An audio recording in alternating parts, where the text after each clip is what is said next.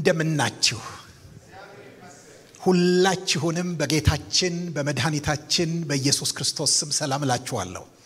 እግዚአብሔር አምላኬን እጅግ አድርጌ አመሰግናለሁ። ለኔ እንደዚህ አይነት ኮንፈረንሶች፣ ሰሚቶች፣ ኮንግረሶች የፈለጋችሁትን ስም ስጡት፣ ትልቁ ቫልዩአቸው አይን ለአይን መተያየታችን ነው። ምክንያቱም እናንተን ሳይ ክርስቶስን ነው ማየው በእያንዳንዳችሁ ውስጥ።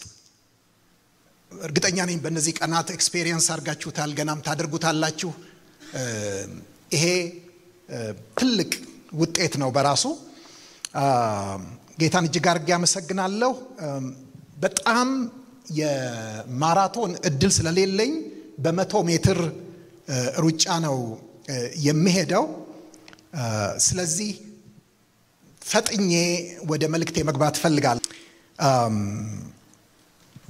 በሚኖረን ጊዜ አንድ ክፍል ላይ ብቻ በማተኮር እሱን ነው የምንመለከተው። አንድ ክፍል ላይ ያንን ክፍል ደግሞ ሁላችንም ቆመን ለቅዱስ ቃሉ አክብሮት ቆመን እንድናነበው እጠይቃችኋለሁ። ሁላችንም የምንችል አቅም ያለን ሁሉ ቆመን እንድናነበው እጠይቃችኋለሁ። የማቴዎስ ወንጌል ምዕራፍ 28 ከቁጥር 16 እስከ 20 ያለውን ነው የምናነበው። ርዕስ መጽሐፍ ለምትፈልጉ በኋላም ስትቀመጡ ነግራችኋለሁ እንዲመቻችሁ። የንጉሱ ተልእኮና ልኡካኑ የሚል ነው። የንጉሱ ተልእኮና ልኡካኑ ነው። ምክንያቱም እንደምታውቁት ከሴሌብሬሽን ወደ ሚሽን ወይም ከከበራ ወደ ተልእኮ የምንሄድበት ጊዜ ነው። ስለዚህ ስለ ተልእኮ ነው የምንነጋገረው። አነበዋለሁ። 11 ደቀ መዛሙርት ግን ኢየሱስ ወዳዘዛቸው ተራራ ወደ ገሊላ ሄዱ። ባዩትም ጊዜ ሰገዱለት። የተጠራጠሩ ግን ነበሩ። ኢየሱስም ቀረበና እንዲህ ብሎ ተናገራቸው። ስልጣን ሁሉ በሰማይና በምድር ተሰጠኝ።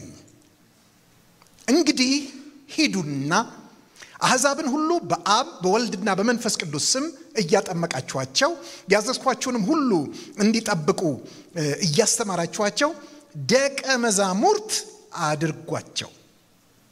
እነሆም እኔ እስከ ዓለም ፍጻሜ ድረስ ሁል ጊዜ ከእናንተ ጋር ነኝ።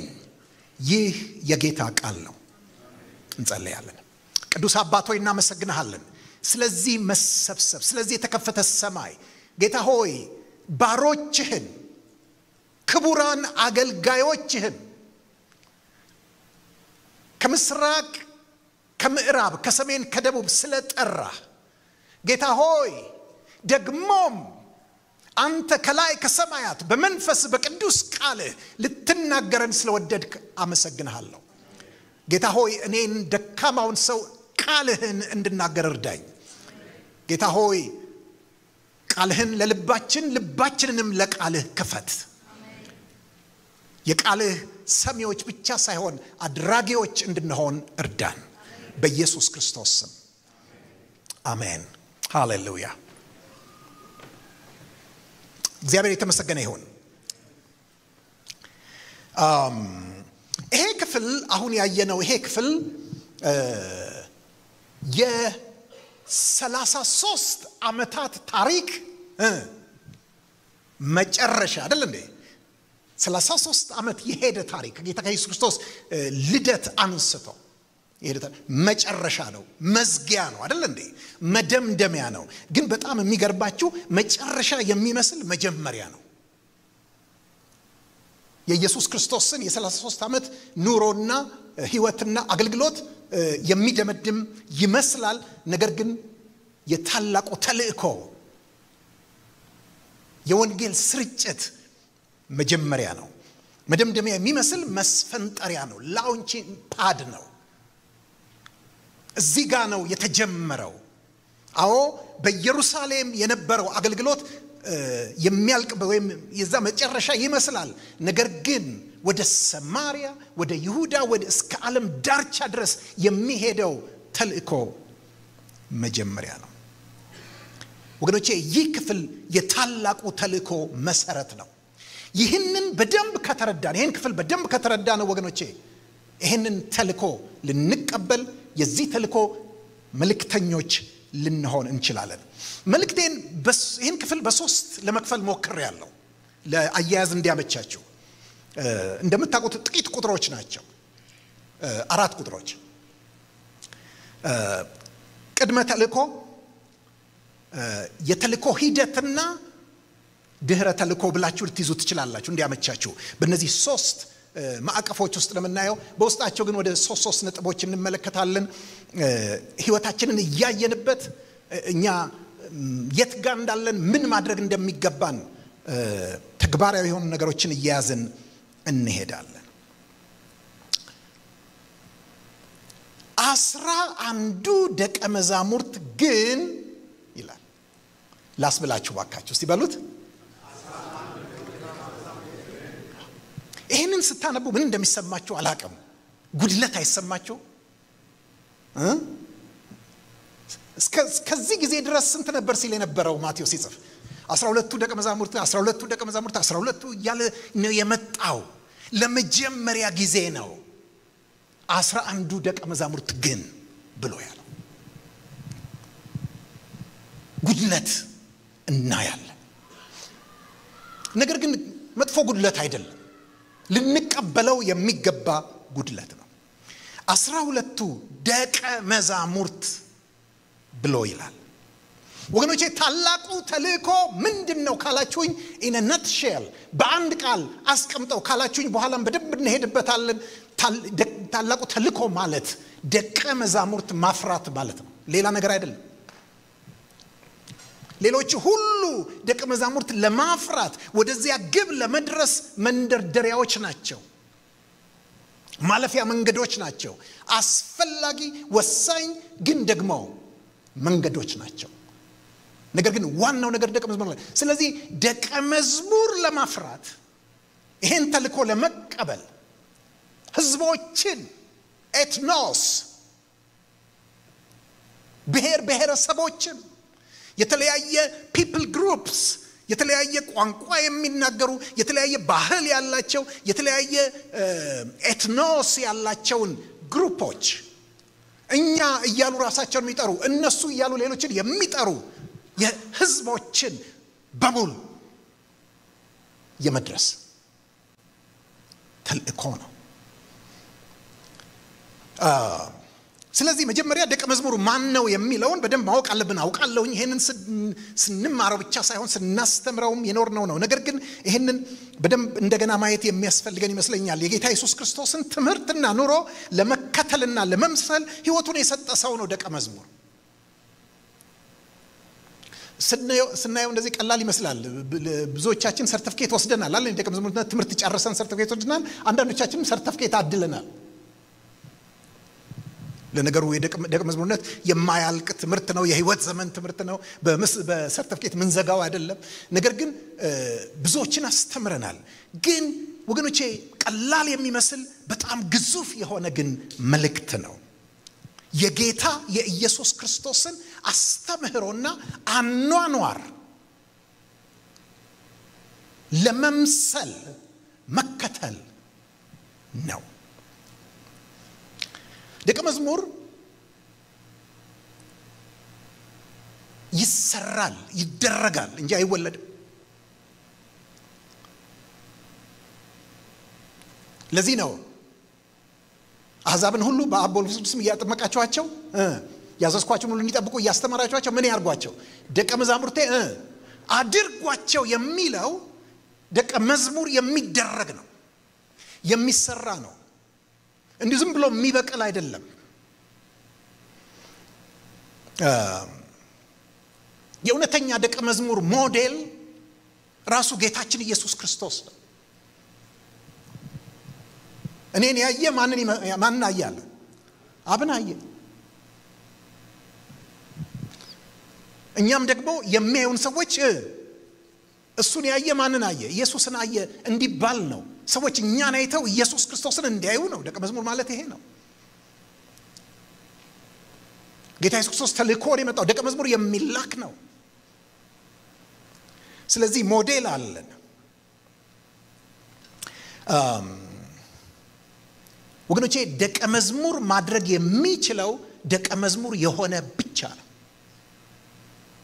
ማለትም በህይወታችን በብዙ ጥንቃቄ የጌታ ኢየሱስ ክርስቶስን ፕሪንሲፕሎች፣ የጌታ ኢየሱስ ክርስቶስን አስተምህሮች፣ አደራረጎች እየተከተልን ያን ብቻ ለመሆን ያን ለመምሰል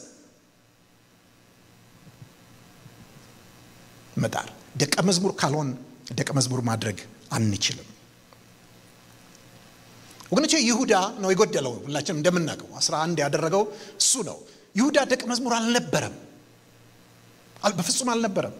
ጌታ ኢየሱስ ክርስቶስ ሲናገር ስለሱ ሁለት ያላቸው ነገሮች 3 ነገሮችን ባነሳላችሁ ምን አለ? ከመካከላችሁ አንዱ ዲያብሎስ ነው አለ። ከመካከላችሁ አንዱ አሳልፎ ይሰጠኛል አለ። ወደ አባቱ ሲጸልይ ደግሞ ምን አለ? ከጥፋት ልጅ በስተቀር ማንም የጠፋ የለም አለ። ተመልከቱ፣ የጥፋት ልጅ ይለዋል፣ አሳልፎ ሰጪ ይለዋል፣ እንደገናም ደግሞ የዲያብሎስ ይለዋል። ዮሐንስ ደግሞ ወንጌል ላይ ታውቃላችሁ ሌባ ስለነበረ ነው ብሎ ይለዋል።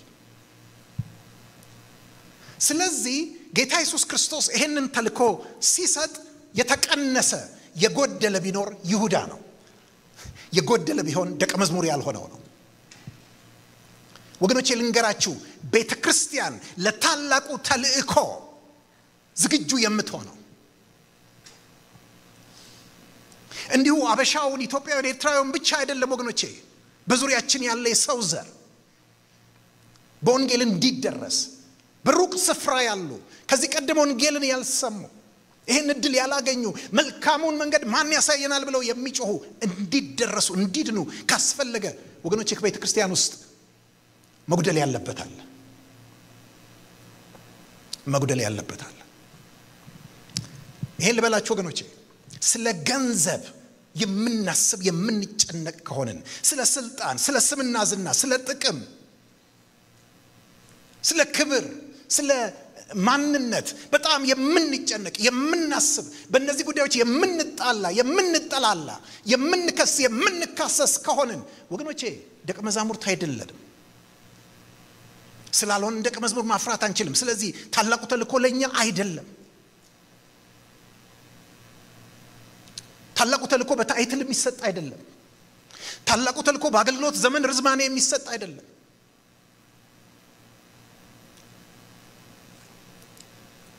ደቀ መዝሙር መሆን ይጠይቃል። ስለዚህ 11ዱም ደቀ መዛሙርት ግን ብሎ ይላል። በጣም የነካኝ ክፍል ነው። ስለዚህ በጣም ራሳችንን ጠይቀን እንድናልፍ ፈልጋለሁኝ። ቀላል ይመስላል፣ ግን በእርግጥ ደቀ መዝሙር ነኝ ወይ መጠየቅ አለብን። ሁሉ ጊዜ ልንጠይቀው፣ እስከ ሕይወታችን ፍጻሜ ድረስ ልንጠይቀው የሚገባ ጥያቄ ነው። ይቀጥልና ምን ይላል? ኢየሱስ ወዳዘዛቸው ተራራ ወደ ገሊላ ሄዱ ይላል። ቅር ይላችኋል አብረን ብንለው? ኢየሱስ ወዳዘዛቸው ተራራ ወደ ገሊላ ሄዱ ይላል። ምን ማለቱ ነው? ሁለት ነገሮች እንድናይ እፈልጋለሁ እዚህ ጋር። ለምን ወደ ገሊላ እንዲሄዱ አዘዛቸው? እንደው በደንብ ተመልከቱ ወገኖቼ። የት ነበሩ? እንደው መቼቱን ሴቲንጉን ስንመለከት ቆይቷል። ከሕማማቱ በፊት አይደል እንዴ? ከገሊላ ተነስተው ወዴት ሄደዋል? ወደ ኢየሩሳሌም ሄደዋል። የከረሙት ኢየሩሳሌም ነው። ያ ሁሉ ነገር ሲሆን የነበረው ኢየሩሳሌም ነው። የፋሲካ ራት የተበላው ኢየሩሳሌም ነው። የተያዘው ኢየሩሳሌም ነው። የፍርድ ሂደቱ የተካሄደው ኢየሩሳሌም ነው። ከዛ በኋላ ደግሞ የተሰቀለው ኢየሩሳሌም ነው። ከዛ በኋላ የተቀበረው ኢየሩሳሌም ነው። የተነሳው ኢየሩሳሌም፣ ይሄ ሁሉ የሆነው ኢየሩሳሌም ነው። ደቀ መዛሙርቱም እዛ ናቸው። ጌታ ኢየሱስ ክርስቶስ ግን ወደ ኋላ ወስዶ ገሊላ እንገናኝ እንዴ! የሚገርባችሁ ነገር እኮ ከፍ ብለን ቁጥር 7 ላይ መጽሐፍ ቅዱስ ይዛችሁ ከሆነ ቁጥር 7 ላይ ምን ይላል? ፈጥናችሁም ሂዱና አላቸው። መልአኩን ይሄንን የሚለው ፈጥናችሁም ሂዱና ከሙታን ተነሳ እነሆም ወደ ገሊላ ይቀድማችኋል በዚያም ታዩታላችሁ ብላችሁ ለደቀ መዛሙርቱ ንገሯቸው። የሚገርም ነገር ነው። መላእክቱ ናቸው ያሉት። ግን መላእክቱ ብቻ አይደለም፣ ጌታም እንደገና ተገለጠላቸውና ለሴቶቹ ምን አላቸው? ደስ ይበላችኋል እነርሱም ቀርበው እግሩን ይዘው ሰገዱለት። በዚያን ጊዜም ኢየሱስ አትፍሩ፣ ሄዳችሁ ወደ ገሊላ እንዲሄዱ ለወንድሞቼ ተናገሩ፣ በዚያም ያዩኛል አላቸው። ለምንድን ነው ቀጠሮ የሚሰጠው በገሊላ? ያውም ወደ ኋላ። በጣም የገረመኝ ምዕራፍ 26 ላይ ሄዳችሁ ብትመለከቱ ቁጥር 32 ላይ ቀደም ያለው ምዕራፍ ላይ የጌታን ራት የፋሲካን ራት ሲበሉ ምን ይላቸዋል? ላንብብላችሁ። እንደዚህ ይላል፣ የመንጋውን በጎች ይበተናል በሚል ተጽፏል። ከተነሳው በኋላ ግን ወደ ገሊላ እቀድማችኋለሁ አላቸው። ለካ ሳይሞትም በፊት ምን ነግሯቸዋል? ወደ ገሊላ እንደሚቀድማቸው። አሁንም ከተነሳ በኋላ በመላክ ከዛ አስቀጥሎ ራሱ ተገልጦ ለሴቶቹ ገሊላ ገሊላ ገሊላ ይላል። ለምን ወገኖቼ? ምክንያት አለው ወደ ገሊላ የጠራቸው የቀጠራቸው። ምን ነው ታውቃላችሁ? ዋነኛ ምክንያቱ ለመጀመሪያ ጊዜ እነዚህ ደቀ መዛሙርት ድምጹን የሰሙት በገሊላ ነው። ለመጀመሪያ ጊዜ እነዚህ ደቀ መዛሙርት ጥሪ የተቀበሉት ኑና ተከተሉኝ፣ ሰዎችን አጥማጆች አደርጋችኋለሁ፣ ኑ ከኋላዬ ተከተሉኝ የሚለውን ጥሪ የተቀበሉት በገሊላ ነው። አንድ ልጅ በአባቱ ዘንድ እንዳለው አይነት የሆነውን ክብሩን ያዩት በገሊላ ነው። በገሊላ በጣም ብዙ ነገር ሆኗል። ጅማሬያቸው ነው፣ መነሻቸው ነው። አሁን ግን ያሉት የት ነው? ኢየሩሳሌም። ጥሩ ቦታ አይደለም ወገኖቼ፣ ለነሱ የውድቀት ቦታ ነው። ምክንያቱም ጌታ ኢየሱስ ክርስቶስ ሲያዝ የሆነውን ነገር ታውቃላችሁ አይደል እንዴ? ሁሉም ጥላውት ምን አረጉ ይላል? ሸሹ። አስቀድመው ነግሯቸው ነበር። በእኔ ተሰናከላላችሁ፣ ጥላችሁን ትሸሻላችሁ፣ ትበተናላችሁ ብሎ አስቀድመው ነግሯቸው። ስለዚህ ለነሱ የሼም ቦታ ነው። በፍርሃት ተወጥረው በፍርሃት ተይዘው የተበተኑበት፣ ጌታን ጥለው የሄዱበት፣ አንዳንዶቹም የማሉበት ተገዘበት የካዱበት ቦታ ነው። it's a place of shame። ስለዚህ ይሄንን ታላቅ ተልእኮ ጌታ ኢየሱስ ክርስቶስ በዛ አይነት ሁኔታ ላይ ሊሰጣቸው አልፈለገም። በዛ ኢንቫይሮንመንት ውስጥ፣ በዛ ስሜት ውስጥ፣ በዛ ደረጃ በዛ ሁኔታ ላይ በፍጹም ሊሰጣቸው አልፈለገም። ወደ ገሊላ ሳባቸው፣ ወደ ገሊላ ወደ ኋላ ጠራቸው። በጣም የሚገርመው ነገር ምን አደረጋችኋለሁ አለ? ቀድማችኋለሁ አለ። ቀድማችኋለሁ። አንደኛ መሪነቱን እያሳያቸው። ሃሌሉያ። መሪ ምን ያደርጋል? አይሰማኝም፣ ይቀድማል። መሪነቱን እያሳየ ነው። ግን ያ ብቻ አይደለም። እናንተ በእግር ተጉዛችሁ ነው የምትመጡት፣ እኔ ያጉዞ አያስፈልገኝም። አሁን አሜን። አይታችኋል። የተዘጋ ቤት ውስጥ ምን አድርጎ ነበር? ገብቶ ነበር። ሲፈልግ እዚህ ጋር ይታያቸዋል፣ ሲፈልግ እዛ ጋር ይታያቸዋል። ስለዚህ እቀድማችኋለሁ። ሌላው ለማሳየት ነው። ጥሪው የኔ ነው፣ እኔ ነኝ የጋበዝኳችሁ። ስለዚህ ጠሪ መቼ ነው የሚገኘው? ቀድሞ ነው የሚገኘው። ቀድማችኋል፣ ኑ ወደ ገሊላ። ያንን አትሞስፌር መፍጠር ፈልጓል። እንደገና ወገኖቼ አንድ ነገር ልንገራችሁ። ብዙዎቻችን ለረጅም ዓመት አገልግለናል። ብዙዎቻችን በቤተ ክርስቲያን ኮንፍሊክት ውስጥ አልፈናል። ብዙዎቻችን በክስ ውስጥ አልፈናል። ብዙዎቻችን በነቀፋ ውስጥ አልፈናል። ብዙዎቻችን በብዙ ውጣ ውረድ ውስጥ አልፈናል። ህይወት በውጣ ውረድ የተሞላ፣ በተለይ አገልጋይ ህይወት። ወገኖቼ ጌታ ይህን ታላቅ ተልእኮ ሊሰጠን የሚፈልገው ያኔ ወደ ዳንበት ቦታ ጠርቶ ነው። አሜን። ወደዚያ ያኔ ድምፁን ወደ ሰማንበት፣ ያኔ እሱን ወደ ተገናኘንበት፣ ያኔ ሁሉን ጥለን ወደ ተከተልንበት ወደዛ ግራውንድ ሊጠራን ይፈልጋል። በጣም ደስ ይለኛል። ሄዳችሁ ብትመለከቱ ዮሐንስ ወንጌል ምዕራፍ 10 ላይ 11 ላይ ታውቃላችሁ፣ አልዓዛር ታሞ ምናምን የተነሳበት ታሪክ ነው። 10 ላይ ግን ኢየሱስ ክርስቶስ በኢየሩሳሌም አይመላለስም ነበር ይላል። አይሁድ ሊገሉት ይፈልጉ ስለነበር ወዴት ሄደ ይላል። በጣም ነው የሚገርመኝ። ዮሐንስ መጀመሪያ ያጠምቅበት ወደ ነበረው ስፍራ ሄደ ይላል። በጣም ነው የሚገርመኝ ወገኖች። ያለ ምክንያት የተጻፈ ነገር የለም፣ በምክንያት ነው። ዮሐንስ መጀመሪያ ጌታ ኢየሱስ ክርስቶስ ያን ተልኮ ወደ ሰማበት ቦታ መሄድ አስፈለገው። ሃሌሉያ! የአባቱን ድምፅ በእርሱ ደስ የሚለኝ የምወደው ልጄ ይህ ነው ሃሌሉያ የሚለውን ድምፁን ያንን የተነሳበትን አሁን እኮ ሌላ ነገር ውስጥ ነው ያለው። ኮንስፓይረሲ ውስጥ ነው፣ ሊገሉት እኮ እየፈለጉት ነው። ችግሩ ግጭቱ ጦዟል። በዚህ ሁኔታ ውስጥ ወዴት ነው መሄድ የመረጠው? መጀመሪያ ዮሐንስ ያጠምቅበት ወደ ነበረው ወደዚያ ስፍራ ሄደ። ሃሌሉያ! ስለዚህ ጌታ ወደዛ ማምጣት ያቀበታል።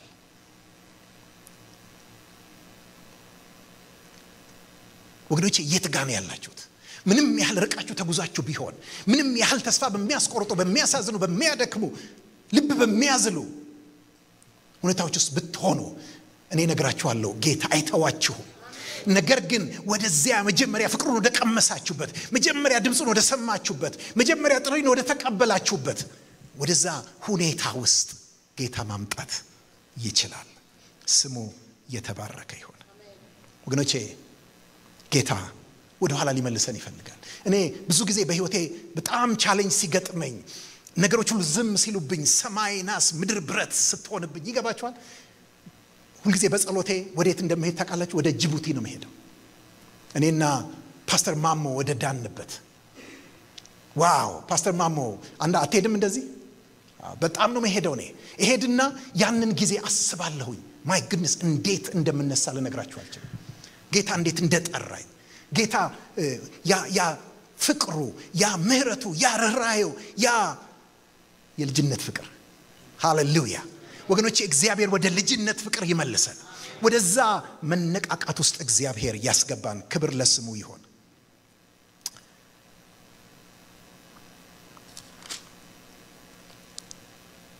ኢየሱስ 11 ደቀ መዛሙርት ግን ኢየሱስ ወዳዛቸው ተራራ ወደ ገሊላ ሄዱ። የሚገርመው ገሊላ መሆኑ ብቻ አይደለም፣ ወደ አንድ ስፔሲፊክ ደግሞ ምንድነው የጠራቸው? ተራራ ነው የጠራቸው። ወገኖቼ እንዲህ ዝም ብሎ የተጻፈ ነገር የለም። እዛ ሬስቶራንት ስለነበር አይደለም፣ ሪዞርት ስለነበር አይደለም እዛ የጠራቸው፣ እዛ ፓላስ ስለነበረው አይደለም የጠራቸው። ወገኖቼ ተራራ የመገለጥ ስፍራ ነው። እግዚአብሔር ለእስራኤል ልጆች ራሱን ሊገልጥ ሲፈልግ፣ እግዚአብሔር ሕግን ለእስራኤል ሊሰጥ ሲፈልግ፣ እግዚአብሔር ለሙሴ ራሱን ሊገልጥ ሲፈልግ ወዴት ነው የጠራው? ወደ ተራራው።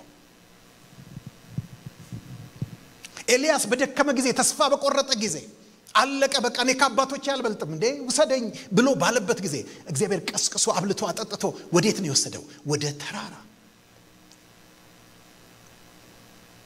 ኤልያስ እስራኤልን ወደ እግዚአብሔር ክብር እንደገና ወደ እውነተኛ አምልኮ የመለሰ የት ነው? በዚያ ተራራ፣ በቀርሜሎስ ተራራ። ተራራ ተራራ ተራራ። ጌታ ኢየሱስ ክርስቶስ ዓላማ ነበረው ወደዚህ ሲያመጣቸው። ወገኖቼ ከፍ ያለ ነገር የሚሰጠው ከፍ ያለ ቦታ ላይ ነው። ዝም ብሎ አልቲቲዩድ አይደለም፣ ዝም ብሎ ጂኦግራፊካል ሎኬሽን አይደለም። ወገኖቼ መልእክት አለው። ለእግዚአብሔር ከወንጌል በላይ፣ ለእግዚአብሔር ከዚህ ተልእኮ በላይ የከበረና ከፍ ያለ ነገር የለም። እኔ ዛሬ ጥያቄ ይሄ ነው። ለኛ ዛሬ ከፍ ያለው ምንድነው? ወንድሞቼ መጋቢያን፣ ወንድሞቼ እህቶቼ አገልጋዮች፣ ምንድነው ከፍ ያለበት? አንዳንድ ጊዜ እኮ እንፈተናለን በብዙ ነገር አይደል እንዴ? ያኔ የዛሬ ስንት ዓመት ነው በእንትን በዲቪ መጥቶ ምናምን ሄደን የተቀበልናቸው ግራ ቀኝ የማያውቁ ሰዎች መኪና መንዳት ያስተማርናቸው አይደል? ያስተማራችኋቸው እንትን አወጣጥ፣ እንትን አፈራረም፣ መግቢያ መውጫውን ሁሉ የነገራችኋቸው እነሱ ዛሬ ዶክተር ሆነው እንትን ነርስ ሆነው እንትን ሆነው ምናምን እንትን ሆነው እንትን ምናምን ነገር ሰበርብ ውስጥ ማንሽን የሚያክል ቤት ገዝተው ይኖራሉ። አንተ ገና ስለ ጡረታ ታስባለህ፣ ስለ ኢንሹራንስ፣ ስለ ሄልዝ ኢንሹራንስ፣ ስለ ምናምን አንዳንዴ እሱን ስናይ የከሰረን ሁሉ ይመስላል።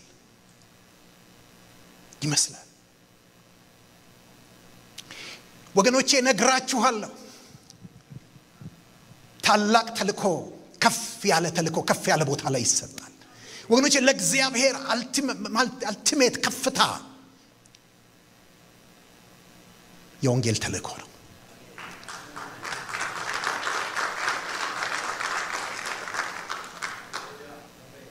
ላንተ ከፍታው እሱ ነው ወይ? ላንቺ ከፍታው እሱ ነው ወይ? ከፍታ እንደሆነ ይቀጥላል ወይ? በምንም አይነት ሁኔታ ውስጥ እሱን በደንብ እንድናስብ እፈልጋለሁ።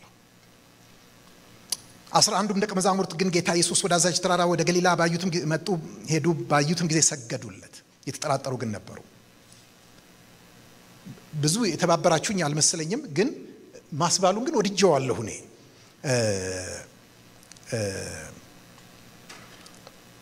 እስቲ ከኔ ጋር እንዲበሉ፣ ባዩትም ጊዜ ሰገዱለት። የተጠራጠሩ ግን ነበሩ። ጌታ ይባርካቸው። እኔ ምን ታያለ እዚህ ጋር ብትሉኝ ስግደትና ጥርጣሬ ያለው አብረው ይሄዳሉ። አብረው የማይሄዱ ሁለት ነገሮች ነው ማለት ሆን ተብሎ ይጻፈልን። እኔ እንዲያው ምን እንዳልኩ ታውቃላችሁ? እንደ መጽሐፍ ቅዱስ እንደው በታሪክነቱ እንኳን እንደው ሌላውን ተታችሁ እንደ መጽሐፍ ቅዱስ ተአማኒ የሆነ ጽሑፍ በዓለም ላይ የለም። ምክንያቱም ወገኖቼ ስለ ትንሣኤ ድል በሚተርክበት ክፍል ላይ አሁን ምን አለ ይሄን ቢያወጣው ማለት ደግሞ እኮ አላየም እኮ ይገባችኋል። ጥርጣሬ የልብ ጉዳይ ነው አይደል እንዴ? ስለዚህ ምን አለ ይሄንን እንኳን እንትን አንድ ታሪክ እኮ ታሳምራላችሁ አይደል እንዴ? እንዳለ ነው ያስቀምጣል። ምንድነው ሊነግረን የሚፈልገው? አሃ ለካ እየተጠራጠሩ መስገድ ይቻላል። ለካ ጥያቄው ውስጥም ሆኖ ኮንፊውዥንም ውስጥ ሆኖ ማምለክ ይቻላል። ጥያቄ ሲፈታ ጥያቄ ሲመለስ ብቻ አይደለም አምልኮ፣ ብቻ አይደለም ስግደት። በጥያቄ ውስጥ ሆነን ሳይገባን ነው አይደለም እያልን እንኳን ግን እንሰግዳለን። አሜን።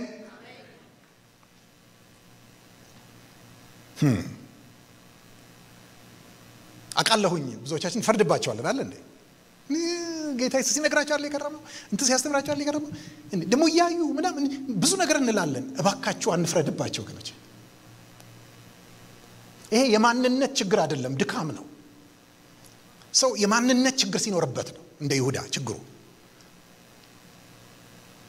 ይሄ ድካም ነው። ግን እስቲ ያስቡት። ማርቆስ አንተ ልጠቀም ምሳሌ ልጠቀም፣ ለሁላችንም ይሆናል። በጣም የምታውቀው በጣም የምትወደው ብዙ ነገር አብረህ የመከርከው ያወራኸው እንትን ያልከው የምትወደው ሰው አርፏል። ኦኬ። እና ከ3 ቀን በፊት ምናምን ተቀብሯል። ማረፉን አይተሃል። ቀብሩ ላይ ነበርክ። ሐዘን ተቀምጠህ ነበር። ከዛ በ3ኛው ቀን አንዲት እህት የሆነ የምታውቃት እህት ደወለችና ማርቆስ መልእክት ላደርስ ነው። ምን እንትና ያ የሞተው እዚህ እንትን ስታርባክስ ጋር እንገናኝ ብሎሃል ብትል ትሄዳለህ ወይ?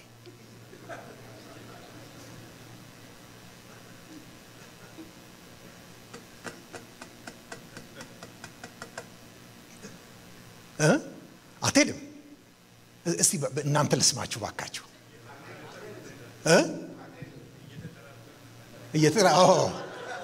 አያችሁ ልዩ ነን እኮ ጌታ ይመስገን።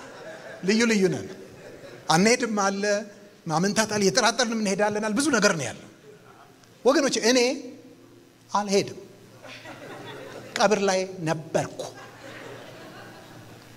አፈር አልበሻለሁ፣ አይቻለሁ። ሲደመድሙ ድንጋይ ሲያረጉ ምናምን ሁሉ አይቻለሁ። እንዲያውም በእሷ ልናደድ ሁሉ እችላለሁ። እነሱም እኮ ትንሽ ተናደዋል። እነዛ ወደ ኤማውስ ሄዱት እኮ ይሁን ሴቶች ደግሞ አስገረሙን። ተነስቷል እንትን ይገድማቸዋል ምናምን ብለው ደግሞ አወሩ ምናምን ብለዋል። ከባድ ነው። ከዛ የሞተ ተነስቶ አያውቅም። እኔ በምን አደነኳችሁ መሰላችሁ? ሄዱ። እየተጠራጠሩ ሄዱ። እየተጠራጠሩም ሰገዱ። ወገኖቼ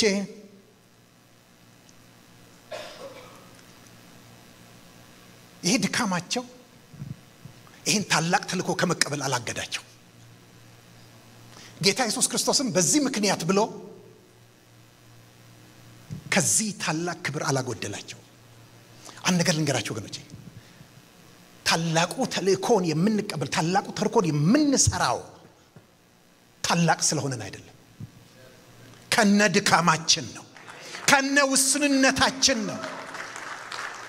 ወንድሜ ልንገር፣ ደካማ ብዙ ድካሞች አሉብህ፣ እኛም ማናቀው አንተ የምታቀው። እህቴ ብዙ ድካሞች አሉብሽ። ነገር ግን ጌታ ኢየሱስ ክርስቶስ እሱን አይመለከትም። ምክንያቱም ስራው የሚሰራው በእርሱ ብርታት እንጂ ባንተ አይደለም። ስራው የሚከናወነው እርሱ በፈጸመው በቀራንዮ መስቀል ላይ ያከናወነው በፈጸመው ስራ እንጂ ባንተ አይደለም። የኔና የናንተ ስራ አይደለም፣ ተሰርቷል።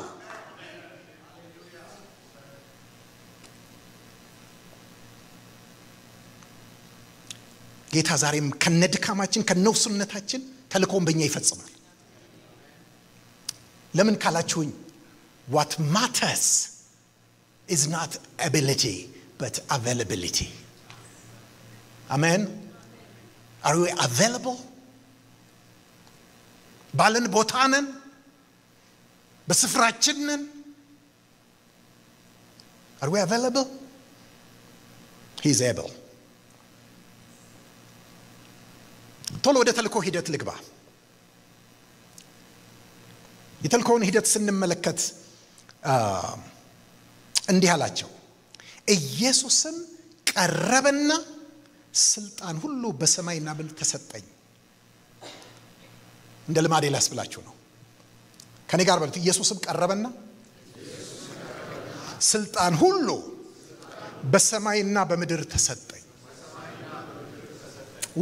ወገኖቼ እኔ ይሄንን በማነበበት ጊዜ ሁሉ ጊዜም ነው ሩጥ ነው የሚለኝ። ይገባችኋል? ውስጤ ልዩ ኃይል ነው የሚሰማኝ። ከመጽሐፍ ቅዱስ ውስጥ በጣም ከምወዳቸው ከምደሰትባቸው ፕሮክላሜሽንስ ቦልድ ፕሮክላሜሽንስ መካከል አንዱና ዋነኛው ይሄ ነው። ማንም ይሄ ሊል አይችልም። ስልጣን ሁሉ ነው ደግሞ በሰማይና በምድር ተሰጠኝ። አንዳንድ ጊዜ ምን ይመስለናል? ኢየሱስ ክርስቶስ ሞትን አሸንፎ ስለተነሳ የትንሣኤ ጌታ ስለሆነ ቦልድሊ ክሌም ያደረገው ይመስለናል። አይደል እንዴ? አይደለም። It's not just a bold claim because he was resurrected from the dead. No. ወገኖቼ ይሄ ከረጅም ዘመናት በፊት ታቅዶ ከረጅም ዘመናት በፊት በቅዱሳት መጻሕፍትና በነቢያት አፍ ተነግሮ እዚያ ጋር የተፈጸመ እውነታ ነው። ኦ ሃሌሉያ! እንዴት ካላችሁኝ ወገኖቼ this statement is a direct fulfillment of the prophecy which was told by the prophet Daniel. ወገኖቼ በመጀመሪያው ክፍለ ዘመን የነበሩ ጌታ ኢየሱስ በምድር ላይ በነበረበት ጊዜ የነበሩ አይሁዳውያን መጽሐፍት በጣም ይመረምሩ ነበር። ግን ከሁሉ መጽሐፍት ትልቁ ትኩረታቸው ዳንኤል ላይ ነበር። ምክንያቱም የፍርድ መጽሐፍ ነው፣ ፍርድ ይጠብቁ ነበር። አፖካሊፕቲክ ነው እንደምታውቁት፣ የመጨረሻ ነገር ላይ የሚናገር ነው። በጣም ዳንኤልን በጣም ነበር የሚያነቡት፣ በጣም ነበር የሚያውቁት። ትዝ ይላችኋል ጌታ ኢየሱስ ክርስቶስ ራሱን ሲጠራ ማን ነው የሚለው? የሰው ልጅ እንዲያርጎ አንዳንድ ሰዎች እንትን ይመስላቸዋል፣ እኔ ሰው ነኝ የሚል በቃ ሰው ሆኜ መጥቻለሁ፣ አምላክ ብቻ አይደለም ሰው ነኝ ለማለት የፈለገ ይመስላቸዋል። ነገር ግን የሰው ልጅ ሲል እሱ ዳንኤልን አንብቡ እያለ ነው። ዳንኤልን ሬፈር አድርጉ፣ ምክንያቱም እዛ ጋር የተያያዘ ነው። ወገኖቼ ላነብላችሁ ፈልጋለሁ። ትንቢተ ዳንኤል ምዕራፍ 7 ቁጥር 13 እና 14 በደንብ እንድትይዙ ትፈልጋለሁ። ትንቢተ ዳንኤል እንደዚህ ይላል። ምዕራፍ 7 ቁጥር 13 14 በሌሊት ራእይ አየሁ፣ እነሆም የሰው ልጅ የሚመስል ማንን የሚመስል? ለዚህ ነው ጌታ ክርስቶስ ራሱን የሰው ልጅ እያለ ይጠራ የነበረው። የሰው ልጅ የሚመስል ከሰማይ ደመናት ጋር መጣ፣ በዘመናት ወደ ሸመገለውም ደረሰ፣ ወደፊቱም አቀረቡት። ልብ ብላችሁ ስሙ። ወገኖችና አሕዛብ በልዩ ልዩ ቋንቋም የሚናገሩ ሁሉ ይገዙለት ዘንድ ግዛትና ክብር መንግስትም ተሰጠው። ግዛቱም የማያልፍ የዘላለም ግዛት ነው፣ መንግስቱም የማይጠፋ ነው። ሃሌሉያ! ሃሌሉያ። ስሙኝ ወገኖቼ፣ ይሄ ነገር እንዲፈጸም የግድ የሰው ልጅ መምሰል ነበረበት፣ ወይም ስጋ ለብሶ መምጣት ነበረበት፣ መሞት ነበረበት፣ መነሳት ነበረበትና መሄድ ነበረበት አለ። ከአብ ምን መቀበል ነበረበት? ይሄ ፕሮፌሲ መፈጸም ነበረበት። ጌታ ኢየሱስ ክርስቶስ ይሄንን ከተቀበለ በኋላ ነው ይሄን የሚናገረው። እስቲ ከኔ ጋር በሉት፣ ስልጣን ሁሉ በሰማይና በምድር ተሰጠኝ። እንዴት ተሰጠህ ብለን ስለ ልክ ዳንኤል ላይ እንዳለው በዘመናት ወደ ሸመገለው ቀርቤ ሃሌሉያ ተሰጠኝ። ኦኬ፣ አሁን በደንብ አገናኙልኝ ይሄንን። ይሄ ብቻ አይደለም። መዝሙር 2 በጣም የምታውቁት ክፍል መዝሙር 2 ቁጥር 7 እንደዚህ ይላል፣ ትእዛዙን እናገራለሁ፣ እግዚአብሔር አለኝ አንተ ልጄ ነህ፣ እኔ ዛሬ ወለድሁ። ታውቃላችሁ ይሄ ትንቢት መቼ እንደተፈጸመ? ሐዋርያት ሥራ ምዕራፍ 13 ላይ ሄዳችሁ ብትመለከቱ ቁጥር 33 ላይ ሐዋርያው ጳውሎስ ኤፌሶን በምትሆን አንጾኪያ በሚሰብክበት ጊዜ ምን እንዳለ ታውቃላችሁ? በሁለተኛው መዝሙር ደግሞ አንተ ልጄ ነህ እኔ ዛሬ ወለድኩ ብሎ እንደተናገረ ኢየሱስን አስነስቶ ይህንን ተስፋ ለኛ ለልጆቻቸው ፈጽሞልናል አለ። ሃሌሉያ። ለአባቶቻችን ምን ብሎ ተናገረ? በሁለተኛው መዝሙር አንተ ልጄ ነህ እኔ ዛሬ ወለድኩ ተብሎ እንደተናገረ ኢየሱስን ከሙታን አስነስቶ ይህን ተስፋ ለኛ ለልጆቻቸው ፈጽሞልናል። ይሄ ቃል የኢየሱስን መነሳት ነው የሚያሳየው። አንተ ልጄ ነህ ዛሬ ወልጄሃለሁ፣ ኢየሱስን መነሳት ነው የሚያሳየው። ስለዚህ ኢየሱስ ክርስቶስ ተነሳ። አንተ ልጄ ነህ ዛሬ ወልጄሃለሁ፣ ለምነኝ አሕዛብን ለርስትህ የምድርንም ዳርቻ ለግዛትህ እሰጣለሁ። ሃሌሉያ። ተሰጠኝ አለ። እኔ አሁን መወደው ምን ታውቃላችሁ? አንድ አያያዥ ቃል አለ እንግዲህ የሚል ሃሌሉያ። እንዴት እንዳያያዘው ይህን የዘመናት ትንቢት ይህንን ታላቅ የተስፋ ቃል ሲነገር ይኖረውን መፈጸሙን ነገርና እንግዲህ ሂዱና አለ። ወገኖች ያን ነገር ልንገራችሁ፣ የምትሄዱት ስላለቀ ነው፣ ስለተፈጸመ ነው፣ ስለተከናወነ ነው።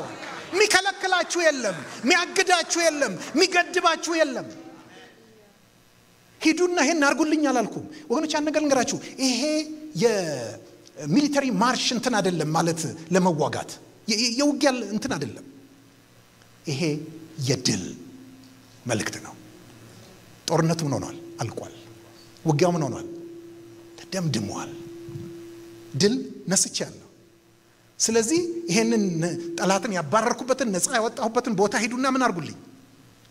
ያዙልኝ። ሄዷል። በቃ ጨርሶ አልቋል።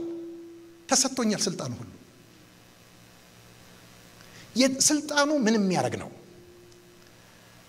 አሕዛብ ሁሉ አይደለም ይላል፣ ወገኖች ሁሉ፣ ልዩ ልዩ ቋንቋ የሚናገር ሁሉ እንዲገዙለት ስልጣን ተሰጠው የሚለው እንዲገዙ የሚያደርግ ስልጣን ተሰጥቶታል።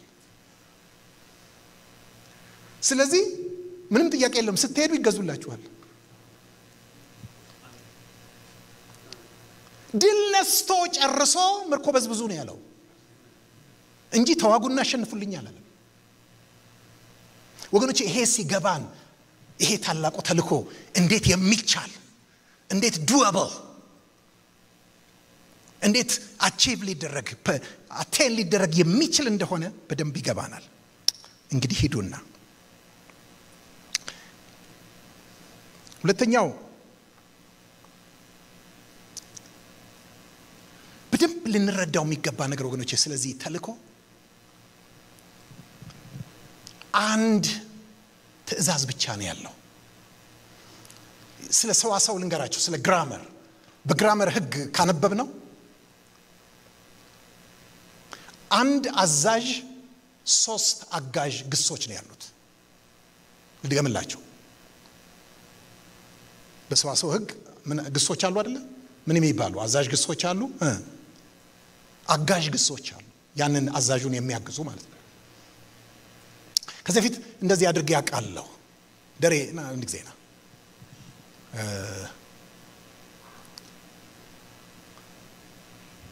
እስራኤል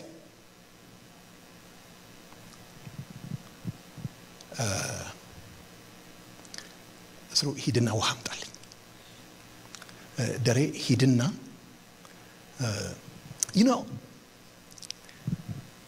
የሚገርማችሁ የእግዚአብሔር ቃል እንደ ቆመሃል እንዴ?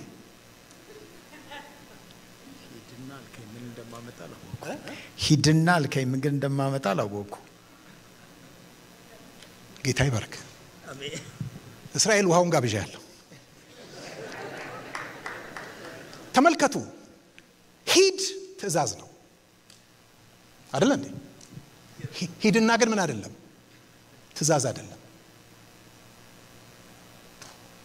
ብዙ ጊዜ ምንድነው የምንለው? የወንጌል ስርጭት ተልኮ አለን፣ ወንጌል እንድንሰብክ ተልከናልና ምን እንላለን አይደል እንዴ? ወገኖቼ ተልኮ አይደለም እሱ፣ ለተልኮ አጋዥ ነው። የስ መሄድ አለብን፣ ግን ሂዱ አይደለም የተባልነው፣ ሂድና ነው። ከዛስ አጥምቁ አልተባልንም፣ እያጠመቃችኋቸው ነው የሚለው። አጋዥ ግስ ነው፣ ፓርቲሲፕል ነው፣ ኢምፔራቲቭ አይደለም። ከዛስ እያስተማራችኋቸው ነው የሚለው። ወገኖቼ ቤተክርስቲያን አጋዡን ግስ አዛዥ አድርገዋለች። ወንጌል ሰብከን ሰዎች ስለዳኑ በጣም ደስ ይለናል እና የታዘዘን ይመስል አትሊስት እንላለን። አትሊስት ብሎ ነገር የለም። 10 ትእዛዝ ከሆነ 5ቱን ታደርግና 5ቱን አቃቴን ትላለህ። አንድ ከሆነ ግን ወይ ታረጋዋለህ ወይ ትተዋለህ። ወገኖቼ ልንገራችሁ፣ ደቀ መዛሙርትን ኢየሱስ ክርስቶስን የሚመስሉ ወይም ለመምሰል የሚከተሉ ሰዎች ካላፈራን፣ መልሰው ደግሞ ሌሎችን እንዲሁ ደቀ መዛሙርት የሚያደርጉ ሰዎች ካላፈራን በስተቀር አልሰራነው፣ አልታዘዝነው።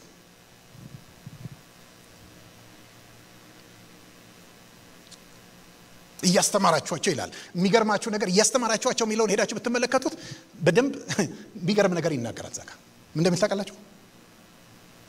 ያዘዝኳችሁን ሁሉ እንዲጠብቁ እያስተማራችኋቸው። ግድ የለም ላስብላችሁ፣ ያዘዝኳችሁን ሁሉ እንዲጠብቁ እያስተማራችኋቸው። ስሙኝ ወገኖቼ፣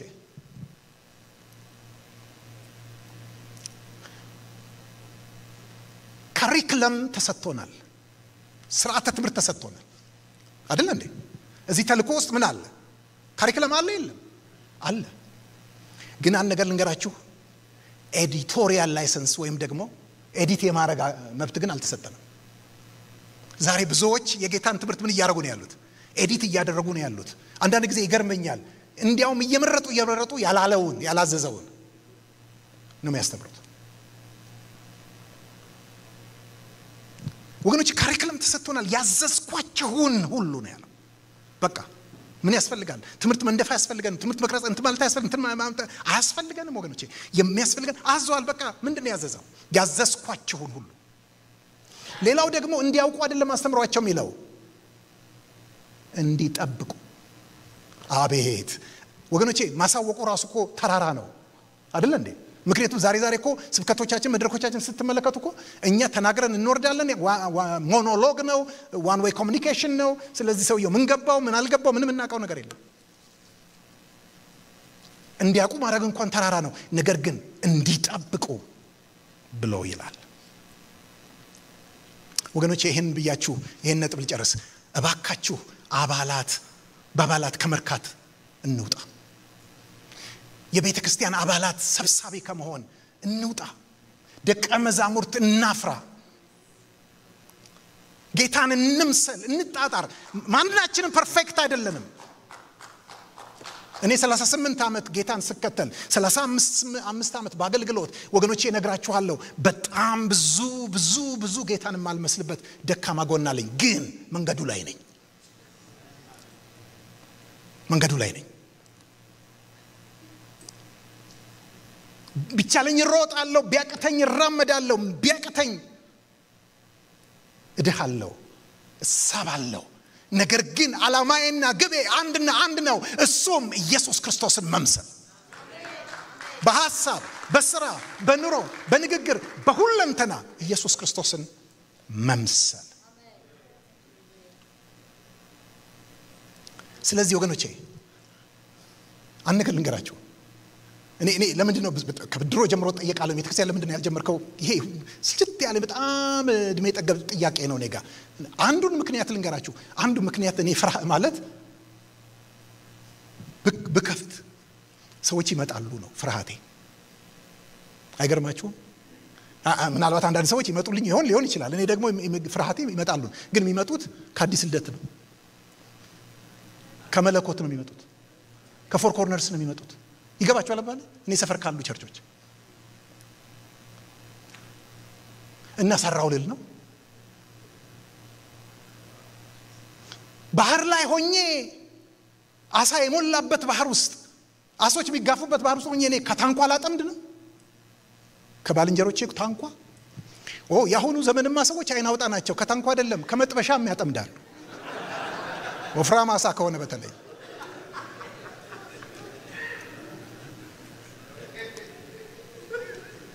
አላቅም። ልክ ልሁን አልሁን አላቅም። በዚህ ጉዳይ እኔ ምንም ራሴ ኮንፊውዝድ ነኝ። ማለቴ ቸርች ለመጀመሪያ ለመክፈቴ ትክክል ነው ትክክል እሱ ራሱ ነው የቻለ ዝብዝብ ነው።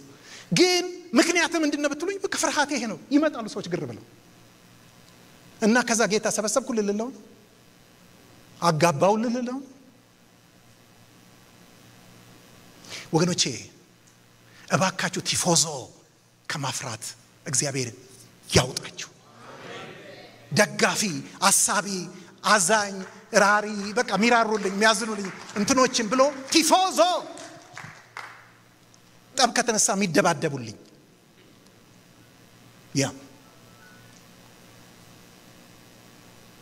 እንደ ቦዲጋርድ ከበውኝ የሚቆሙ እስከ መጨረሻ የሚዋገቱልኝ እግዚአብሔር ከዚህ ያድናችሁ ያድነን።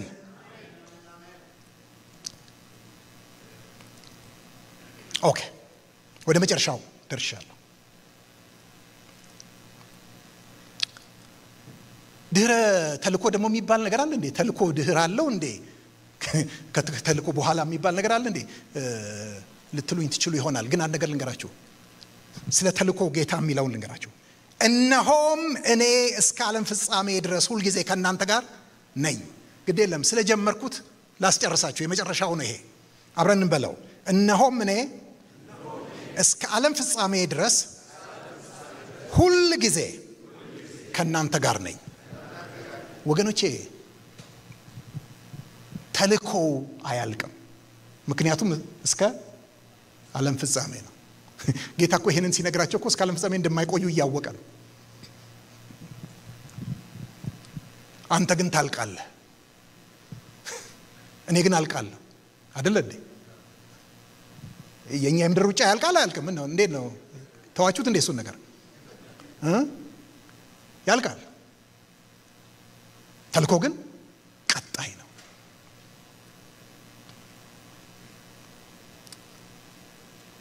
እዚህ ጋር ነገር ላንሳላችሁ። ጌታ ኢየሱስ ክርስቶስ የሰጣቸው ትልቅ ጋራንቲ ምንድነው ካላችሁኝ፣ እነሆ እስከ ዓለም ፍጻሜ ድረስ እኔ ከእናንተ ጋር ነኝ። ወገኖቼ ይህንን ተልኮ ይዛችሁ ለመሄድ አሁን ሴሌብሬት አድርገናል አስቲር። አሁን ደግሞ የሚሽን ጊዜ ነው አይደል እንዴ? ይሄንን ይዛችሁ ለመሄድ ከዚህ ኮንፈረንስ የምትወስኑ ከሆነ አንድ ነገር ልንገራችሁ። ገንዘብ ቢኖር እንደው ሰፖርት የሚያደርጉን ብናገኝ እንደ ሚሽን እንትኖች ብናገኝ እንደው ምናምን አትበሉ ወገኖቼ። የሚያስፈልገው የጌታ አብረው መሆን ነው። ሃሌሉያ። ህንጻ አይደለም፣ ቴሌቪዥን ጣቢያ አይደለም፣ ሬዲዮ ጣቢያ አይደለም ወገኖቼ። ሌሎቹ ነገሮች ሁሉ በሂደት ይመጣሉ። ብቻ ጌታ ካንተ ጋር ይሁን። ብቻ ጌታ ካንቺ ጋር ይሁን።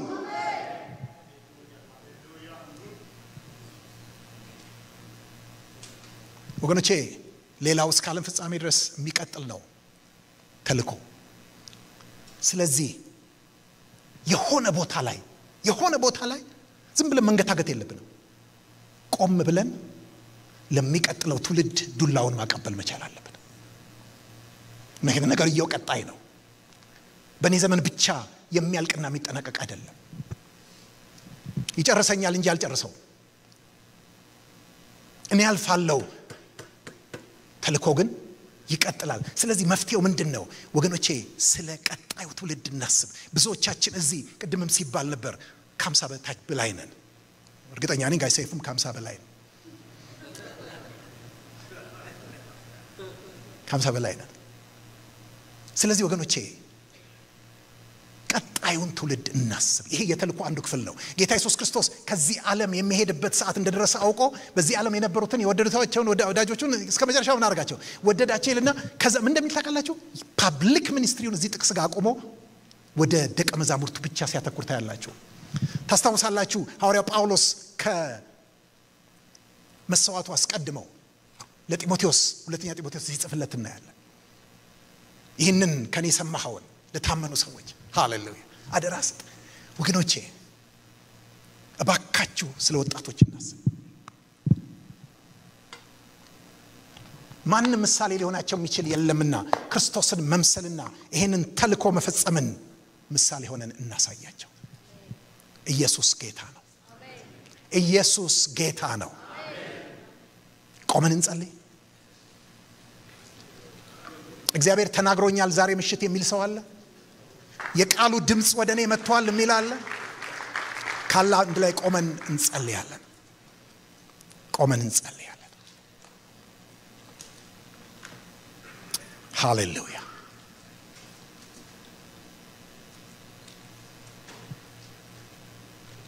እስቲ እጆቻችንን ከልባችን ጋር አንስተን እነዚህ ነገሮች እናስባቸው።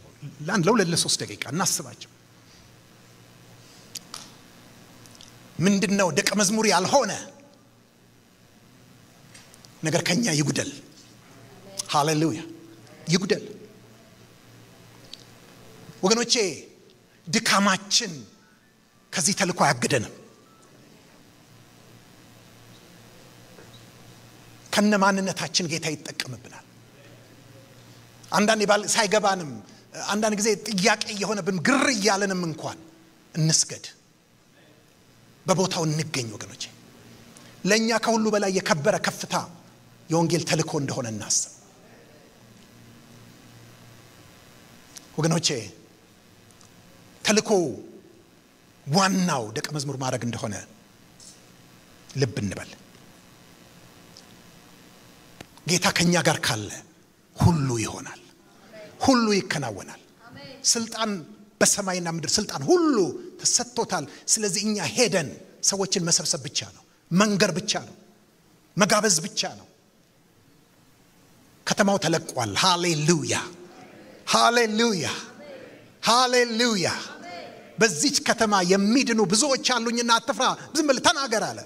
ተናገር ብቻ ተናገር። ቅዱስ እግዚአብሔር ሆይ እናመሰግንሃለን፣ እናከብርሃለን፣ ከፍ ከፍ እናደርግሃለን፣ ቅዱስ ስምን እንባርካለን። ጌታ ሆይ የቃልህ ድምጽ ወደኛ ስለመጣ እናመሰግንሃለን። የእግዚአብሔር ድምጽ ጫካዎችን ይገልጣል። የእግዚአብሔር ድምጽ ዝግባን ይሰነጥቃል። የእግዚአብሔር ድምጽ ዋላዎችን ያዘልላቸዋል እንደሚል በኢየሱስ ክርስቶስ ስም ድምጽ በውስጣችን አሁንም ያስተጋባ። ጌታ ሆይ እኔ ጨርሻለሁ። መንፈስ ቅዱስ ቀጥል በወገኖቼ ልቦና ውስጥ፣ በወገኖቼ አይምሮ ውስጥ ጌታ ሆይ እንዲያስቡት፣ እንዲያሰላስሉት፣ እንዲያመነዥጉት ጌታ ሆይ ሲበሉ ሲጠጡ፣ ሲገቡ ሲወጡ፣ ሲነሱ ሲቀመጡ ጌታ ሆይ ሲነዱ ሲሰሩ እንዲያስቡት በኢየሱስ ክርስቶስ ስም የዚህም ታላቅ ተልእኮ አካል ሆነው ወንጌልህን እንዲያስኬዱ ደቀ መዛሙርትን እንዲያፈሩ በኢየሱስ ክርስቶስ ስም ጸልያለሁ። ክብር ሁሉ ለታላቁ ስም ይሁን በኢየሱስ ክርስቶስ ስም። ክብር ለማይሆን